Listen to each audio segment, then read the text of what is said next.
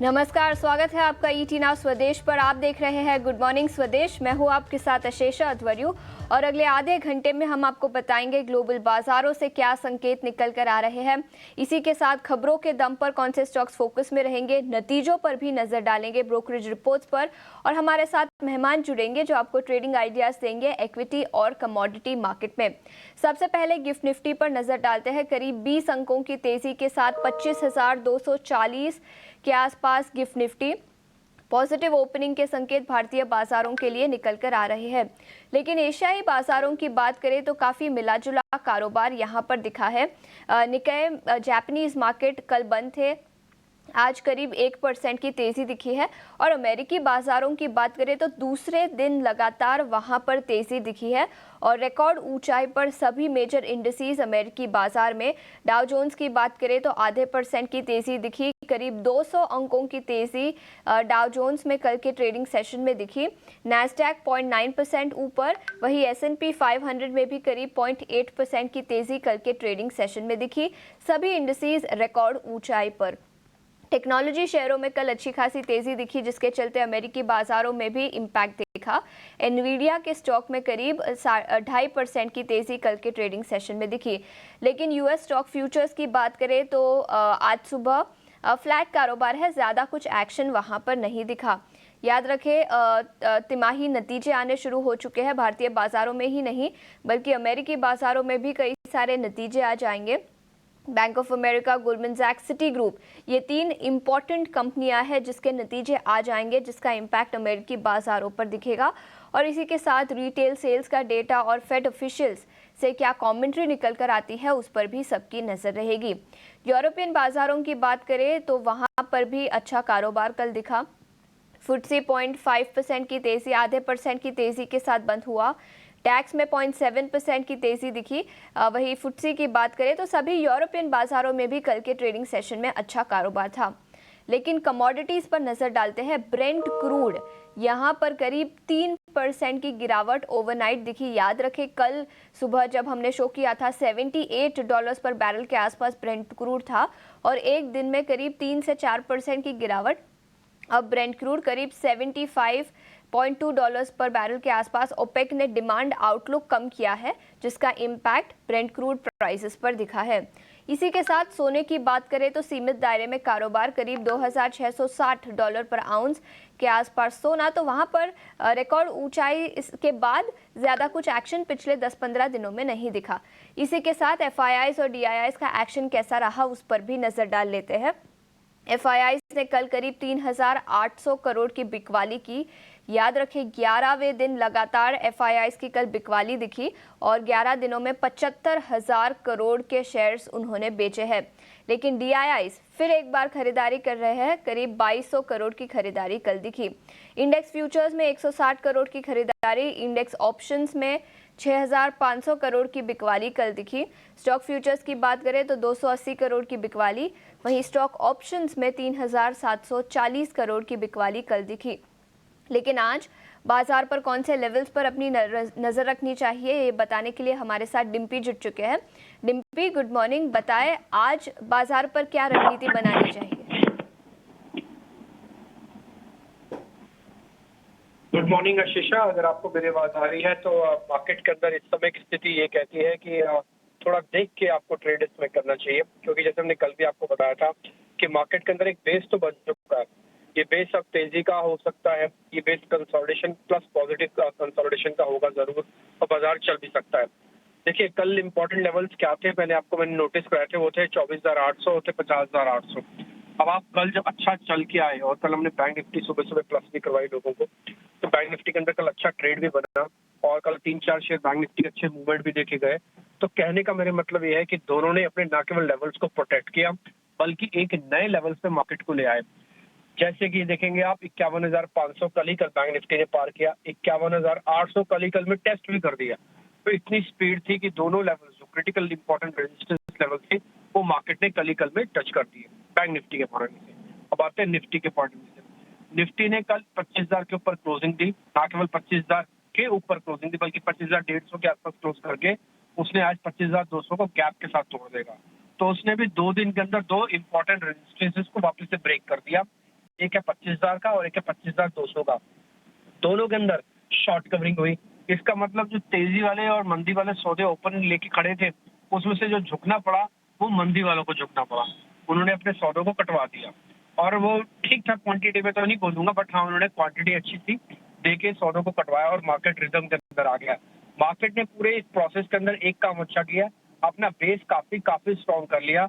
अगर कोई नेगेटिव खबर अगर आ भी जाती है तब भी मार्केट को डिस्काउंट करने के लिए बहुत समय है और बहुत प्रेशर, बहुत पॉइंट्स भी हैं उसके पास। वो चाहे तो 24,800 तक मार्केट के अंदर बहुत सारी चीजों का भी डिस्काउंट कर सकता है और बैंक निफ्टी भी चाहे तो 51,000 तक कर सकता है डिस्काउंट। करीब 800 पॉइंट है उसके पास भी। तो आप मार्केट के अंदर अगर आप कल पोजीशंस लेके बैठे तो जरूर राइड कीजिए। ये आपको 52,500 तक बैंक निफ्टी को लेके जा सकता है। इसके अंदर इतनी प्रोबेबिलिटी है, इतने शॉर्ट्स को भी कवर होना बाकी है। दूसरा, अगर निफ्टी पे आया तो 25,200 पार होते ही 25,400 500 की जर्नी से अभी रास्ता खुल सकता है। तो आपके पास अभी भी बैंक निफ्टी और निफ्टी के पास अच्छा पॉइंट्स हैं गेन करने के लिए। अगर आप लेना भी चाहते हैं, मान लीजिए आपने कल पोजीशंस ले ली, आज आप लेना चाहते हैं तो बिल्कुल लीजिए, लेकिन स्टॉप लॉस फिर आप नियर बाय का लगाइएगा। आपके पास इतने डीप स्टॉप लॉस लगाने का फिर रेशो नहीं ठीक बनेगा आपका। तो आपको क्या करना है कि 51,500 का नियर बाय का स्टॉप लॉस बैंक निफ्टी का लगा के 52,500 तक के टारगेट के लिए चलना है। छोटे से कम वॉल्यूम वगैरह काम करना। और सेम विद निफ्टी, अगर आप चाहें तो 25,100 25,000 तक की रेंज का स्टॉप लॉस लगा लें। 25,000 लाएंगे तो ज्यादा बेहतर होगा। 25,000 का एक स्टॉप लॉस लगा लें और अपना टारगेट रखें 25,500 तक का। तो ये आपके लिए रिस्क रिवॉर्ड भी ठीक है और आपके लिए ट्रेड भी अच्छा बनता है। चाहे तो आप इनमें ट्रेड ले सकते हैं दोनों के अंदर ही। मैं एफआईएस के नंबर आपको और बता देता हूँ। अभी आप एफआईएस के नंबर के बारे में शीशा बात कर रहे थे। एफआईएस की होल्डिंग में किसी तरह का कोई चेंज नहीं है। लगातार घटती हुई होल्डिंग कल आके रुकी भी है। हालांकि ये बहुत अच्छी जगह पे नहीं है रुकी, थोड़ा और नीचे मिलता तो ज्यादा बेहतर होता, बट फिर भी ठीक है। करीब 35 से 36% की लॉन्ग होल्डिंग के साथ एफआईएस खड़ा है। करीब 60% की लॉन्ग होल्डिंग के साथ रिटेल खड़ा है, जो कि सबसे बड़ा प्लेयर है। और दूसरा, डीआईएस की होल्डिंग करीब 39% के आसपास है, जो कि फेयर है। इससे ज्यादा और इससे कम में कोई वैसी भी प्रॉब्लम नहीं आनी है। तो ये एक मार्केट का सेटअप है। पुट कॉल रेशियो के हिसाब से बाजार फेयर वैल्यू पे है, ना महंगा है ना सस्ता है। कुछ लेवल्स है और रणनीति है जो आपको आज के ट्रेडिंग सेशन में बनाए रखनी चाहिए। डिम्पी, शुक्रिया। इसी के साथ रेलिगेयर ब्रोकिंग के अजित मिश्रा के कॉल्स पर भी नज़र डाल लेते हैं। उन्होंने 2 स्टॉक्स पर खरीदारी की राय है। एक है गैस अथॉरिटी ऑफ इंडिया यानी गेल, जहां पर उन्होंने 242 रुपीज़ प्रति शेयर का लक्ष्य दिया है।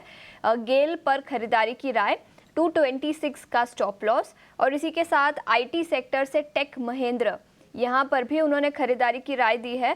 1790 रुपये प्रति शेयर का लक्ष्य और 1648 रुपीज़ प्रति शेयर का स्टॉप लॉस। तो दोनों स्टॉक्स पर खरीदारी की राय अजित मिश्रा की तरफ से। आगे बढ़ते हैं। जिन्हें अब हमारे साथ स्टूडियो में जुट चुके हैं, जो हमें बताएंगे खबरों के दम पर कौन से स्टॉक्स फोकस में रहेंगे और कई सारे नतीजे भी आए, तो उस पर भी अपनी पूरी डिटेल्स दीजिए। जी, तो पहले नतीजों से शुरू करते हैं। रिलायंस इंडस्ट्रीज निफ्टी का दिग्गज फोकस में रहेगा। उसने Q2 FY25 के रिजल्ट्स पेश किए। ओवरऑल अनुमान के हिसाब से इनलाइन नंबर्स हमें देखने मिले। रेवेन्यू देखेंगे तो फ्लैट नज़र आया है, वहीं इबिट्टा भी फ्लैट नज़र आया है। 1% का इंप्रूवमेंट देखने मिला है। वहीं इबिट्टा मार्जिन्स में हमें थोड़ा सा इंप्रूवमेंट देखने मिला है। वहीं नेट प्रॉफिट में 9% की बढ़ोतरी देखने मिली है। 16,563 करोड़ ये quarter versus 15,140 crore quarter on quarter basis पे। इसी के साथ आईटी स्पेस से HCL टेक ने अपने नंबर्स रिपोर्ट किए थे। अनुमान के हिसाब से दमदार नतीजे हैं। रेवेन्यू की बात करेंगे तो 3% की बढ़ोतरी देखने मिल रही है। वहीं इबिट में 12% की बढ़ोतरी देखने मिल रही है। और अगर मुनाफे की बात करें तो वो फ्लैटिश देखने मिला है। 0.5% से की डिक्लाइन देखने मिल रही है। ओवरऑल बेसिस पे गुड सेट ऑफ रिजल्ट्स हमें देखने मिल रहा है। और कंपनी की कमेंट्री के हिसाब से उन्होंने बोला कि आगे का पाइपलाइन है वो काफ़ी स्ट्रांग है और कैश जनरेशन भी दमदार नज़र आ रहा है। इसी के साथ एंजल वन ने भी अपने नंबर्स रिपोर्ट किए थे। रेवेन्यू देखेंगे तो 45% की ग्रोथ देखने मिल रही है।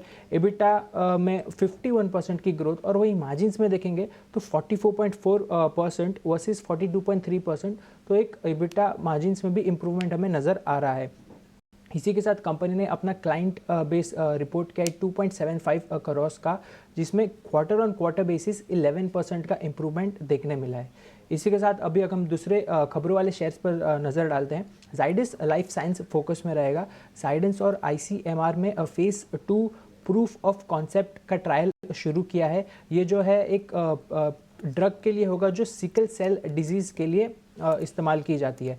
IRCTC भी फोकस में आज हमें नज़र में आएगा क्योंकि रेल नीर प्लांट कंपनी ने कमेंस किया है, विजयवाड़ा में इनका ऑपरेशंस है और इसी के साथ जो टोटल कैपेसिटी है ये प्लांट की वो अब है 72,000 प्रतिदिन की।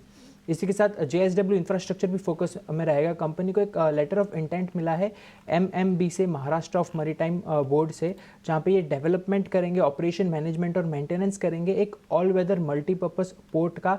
ये पोर्ट पालघर में स्थित है जिसके लिए इन्हें LOI मिला है। और इंडियन ऑयल कॉरपोरेशन रहेगा अगला स्टॉक फोकस में। कंपनी इंडियन ऑयल और एवर एनवायरो रिसोर्स मैनेजमेंट, ये दोनों कंपनी एक JV बनाने जा रहा है सस्टेनेबल एनर्जी सोल्यूशंस के लिए। और आखिर में CESC भी फोकस में हमें नज़र आएगा क्योंकि पूर्वा ग्रीन पावर जो कि सब्सिडरी है कंपनी की, इन्होंने शेयर परचेज एग्रीमेंट साइन किया है जहां पर वो एक देशरज सोलार एनर्जी कंपनी को एक्वायर करने जा रही है।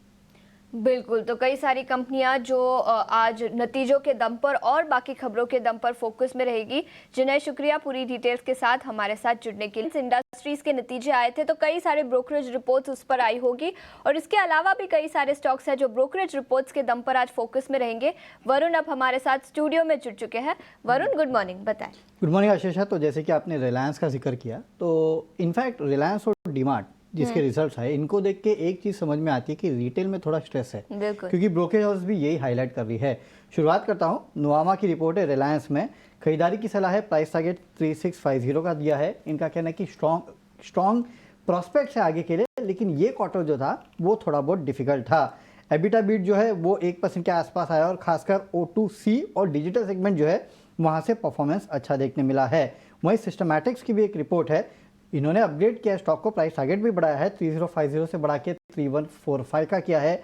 खरीदारी की सलाह दे रहा है। इनका कहना है कि O2C वीक था और रिटेल जो है उसके वजह से ओवरऑल एबिटा ड्रैग हुआ है, ये इनका कहना है कि और रिटेल बिजनेस जो है वहाँ पे डिमांड ट्रेंड जो है वो थोड़ा डाउनवर्ड्स है, ये एक दिक्कत की बात है O2C कारोबार में। और रिटेल में शायद आपको सेकेंड हाफ में थोड़ा बहुत रिवाइवल देखने मिल सकता है और आरपू जो है वो अगले 2 से 3 क्वार्टर में आपको बढ़ते हुए दिखाई दे सकते हैं। इसके लिए इन्होंने अपग्रेड किया है और स्टॉक के टारगेट प्राइस बढ़ाए हैं। अब बात करते हैं HCL टेक की, तो इन्वेस्टेक बिकवाली की सलाह अभी भी, हालांकि प्राइस टारगेट इन्होंने बढ़ा दिया है, 1312 से बढ़ा के 1540 का कर रहे हैं। इनका कहना है कि डिस्क्रिशनरी स्पेंड जो है वो अच्छे थे और बॉटम एंड ऑफ गाइडेंस जो है वो थोड़ा बहुत नैरो डाउन हो रहा है, ये इनका कहना है कि और डील विंस जो है फर्स्ट हाफ में थोड़े बहुत कमज़ोर रहे हैं। हालांकि जो ओवरऑल पाइपलाइन है वो काफ़ी अच्छी है।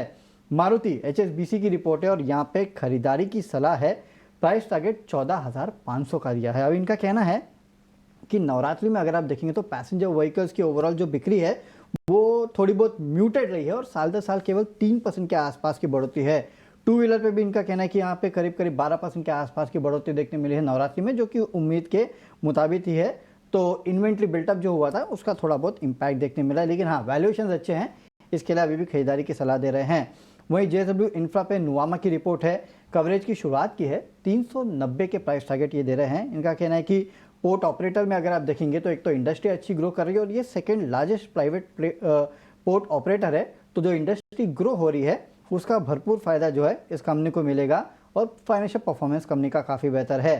फेडरल बैंक सिटी की रिपोर्ट है, खरीदारी की सलाह 231 के प्राइस टारगेट। इनका कहना है कि जो क्वार्टरली अपडेट्स कंपनी ने दिए हैं उसके बाद अगर आप देखेंगे तो इन्वेस्टर्स का मूड जो है, कॉन्फिडेंस जो है इस कंपनी पे बढ़ गया है और इसके लिए 90 डेज का पॉजिटिव कैटलिस्ट वॉच जो है इस कंपनी पे ओपन कर रहे हैं। और आखिरी में HDFC बैंक, यहाँ पे जेफरीज की खरीदारी की सलाह है, 1890 का प्राइस टारगेट है। ये कह रहे हैं कि कंपनी पूरी कोशिश कर रही है अपने CD रेशियो को कहीं ना कहीं मेंटेन करने के लिए और आगे चल के LDR को बेसिकली 85 to 90 के बीच में लाएगी अगले 3 साल में, जिसके लिए अपने डिपॉजिट कैगर को बढ़ाएंगे और लोन कैगर को कम करेंगे। लेकिन इन्होंने अपने एस्टिमेट्स में कमी की है क्योंकि ओवरऑल ग्रोथ जो है कंपनी की कम रहेगी, इसके लिए 4 से 6% अपने एस्टिमेट्स को काटा है। लेकिन हाँ, इनको अभी भी पसंद आता है और इसके लिए खरीदारी की सलाह 1890 के प्राइस टारगेट बरकरार रखे हैं। बिल्कुल, तो कई सारे स्टॉक्स जो ब्रोकरेज रिपोर्ट्स के दम पर आज फोकस में रहेंगे, रिलायंस इंडस्ट्रीज, मारुति जैसे कुछ स्टॉक्स। शुक्रिया पूरी डिटेल्स के साथ वरुण हमारे साथ जुड़ने के लिए। आगे बढ़ते हैं, कमोडिटी मार्केट पर नजर डालते हैं और कमोडिटी मार्केट पर रणनीति बताने के लिए आज हमारे साथ अखिलेश जैन जुड़ चुके हैं। अखिलेश, शुक्रिया समय निकालकर हमारे साथ जुड़ने के लिए। ब्रेंट क्रूड के दाम में ओवरनाइट 3 से 4% की गिरावट दिखी है, वहां पर क्या रणनीति बनानी चाहिए, और इसी के साथ बेस मेटल्स और प्रेशियस मेटल्स, यहाँ पर भी अपनी राय दीजिए। जी, good morning and thank you very much for having me. देखिए, ब्रेंट क्रूड के अंदर जो रिस्क प्रीमियम हम देख रहे थे कि मिडिल ईस्ट का मिल रहा था, वो कहीं ना कहीं हमने वो कंसर्न को कम होते हुए देखा, और वहीं कल ओपेक ने जो डिमांड फोरकास्ट है उनको काफी लो करा। तो ये एक मेन रीजन रहा कि हमने ऑफ मार्केट भी 3 से 3.5% का यहाँ पे फॉल देखा। मुझे लगता है कि आफ्टर ओपनिंग भी यहाँ पे मार्केट्स के अंदर प्रेशर रहेगा, और मुझे लगता है कि अप्रोक्सीमेट 6050 से लेकर 60 के आसपास तक यहाँ पे गैप अप ओपनिंग देखने को मिलनी चाहिए। इंटरडे ट्रेडर के लिए रिकमेंडेशन है कि यहाँ से 40-50 पॉइंट अगर बढ़ता है क्रूड अप टू 6100 की रेंज तक आता है, तो वहां पर आप सेल करके काम कर सकते हैं। 6125 का इसमें स्टॉप लॉस प्लेस करें। मुझे लगता है प्राइजेस फर्दर 6000 के नीचे और देन ओवरऑल 5760 तक की रेंज में भी यहाँ पे देखने को मिल सकते हैं। तो ओवरऑल जो आउटलुक है वो इंटरनेशनल भाव 72 के नीचे $67 तक के लक्ष्य यहाँ पे देखने को मिल सकते हैं। वहीं फर्दर लाइक कमोडिटीज की बात करें, स्पेशली बेस मेटल की, हमने कल अच्छी एक बिकवाली देखी, और मुझे लगता है कि ये बिकवाली कंटिन्यू रहेगी। चाइना की तरफ से जो स्टिमुलस को थोड़ा देखने को मिल रही है और मार्केट उस चीज को डिस्काउंट नहीं कर रहा है, तो यहाँ पर फर्दर सेलिंग करना चाहिए। कॉपर सेल ऑन राइज की रणनीति रखनी चाहिए। 800 इसमें 31 का स्टॉप लॉस आप प्लेस करके रखें और हर उछाले पे बेच के काम करें। मुझे लगता है कि 822 और 817 तक के लक्ष्य यहाँ पे देखने को मिलेंगे। वहीं जिंक के अंदर 285 के नीचे सेल ऑन राइज की रणनीति रखें। मुझे लगता है कि जब तक प्राइजेस के नीचे बने हुए हैं तब तक यहाँ पर फर्दर स्लाइड देखने को मिलेगी। प्रीशियस मार्केट में स्पेशली सिल्वर मुझे थोड़ा सा अंडर परफॉर्म काम करते लग रही है, और लग रहा है कि प्राइजेस अगर 91,400 को ब्रिश नहीं कर पाते तो यहाँ पर प्रेशर रहेगा, और प्राइजेस यहाँ पर 88,200 तक की रेंज में भी देखने को मिल सकते हैं। यहाँ पे क्रूशियल इंटरडे के लिए सपोर्ट कॉमेक्स के लेवल पे $31 का लग रहा है। अगर प्राइजेस ये लेवल को ब्रिज करते हैं तो यहाँ पे एक डीप स्लाइड देखने को मिल सकती है। गोल्ड में थोड़ा सा मिक्स्ड व्यापार लग रहा है, लिमिटेड कारोबार लग रहा है, बट स्टिल इसको भी 76,150 से 200 की टेरिटरी में सेल करिए और 76,325 का स्टॉप लॉस रखिए। मुझे लगता है इंटरडे 75,850 तक के लक्ष्य देखने को मिल सकते हैं। यहाँ पे एक डिस्क्लेमर है, गोल्ड में जो ओवरऑल ट्रेंड है वो पॉजिटिव है। ये जो रणनीति है स्पेशली इंटरडे के लिए दी हुई है। जी, तो ये रणनीति आपको कमोडिटी मार्केट पर रखनी चाहिए। अखिलेश, शुक्रिया समय निकालकर ईटी नाउ स्वदेश के साथ जुड़ने के लिए। लेकिन इतना ही समय था हमारे पास इस शो पर। जाते जाते गिफ्ट निफ्टी पर नजर डाल लेते हैं। करीब 20 अंकों की तेजी के साथ 25,240 के आसपास ग्लोबल बाजारों से पॉजिटिव संकेत है, और गिफ्ट निफ्टी से भारतीय बाजारों में ओपनिंग के भी पॉजिटिव संकेत निकल कर आ रहे हैं। आप कहीं मत जाइए, बने रहिए ईटी नाउ स्वदेश के साथ। नमस्कार।